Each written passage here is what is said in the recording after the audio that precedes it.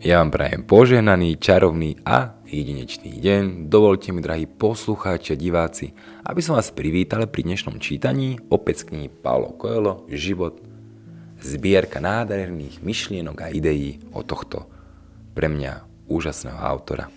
Do strany 72 budeme čerpať túto múdrosť. Je to z knihy Príručka bojovníka svetla.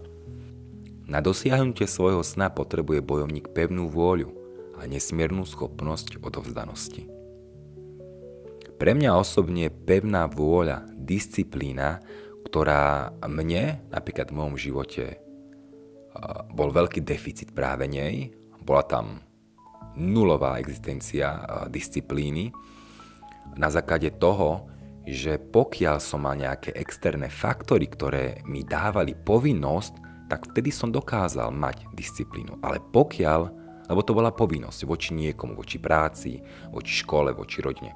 Ale pokiaľ som si začal budovať tú pevnú vôľu, ktorá mala vychádzať zo mňa samotného, teda ja som mal byť tým autorom a zdrojom, odkiaľ vychádza, ale aj prichádza, tak vtedy som si našiel milión trilión výhovoriek, ktoré ma samozrejme uchlácholili a tým pádom som nič nebudoval.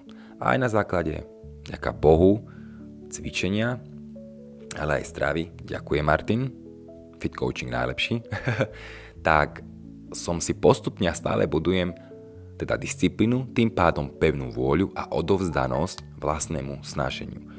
A krásne to vidieť na rôznych úkonoch v živote, kedy človek stanoví seba samého, nechcem to nazvať ako prioritu, ale stanoví si nejaký cieľ, ktorý vychádza z neho, a ide ho živiť, tak dokáže si vybudovať seba kontrolu, seba vôľu a seba disciplínu.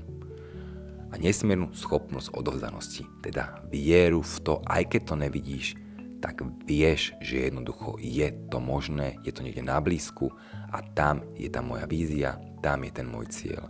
Takže na dosiahnutie svojho sna potrebuje bojovník pevnú vôľu. Každý jeden z nás, keď si niečo v živote želá, musí mať pevnú vôľu a vieru v to, že sa tomu odovzdal naplno.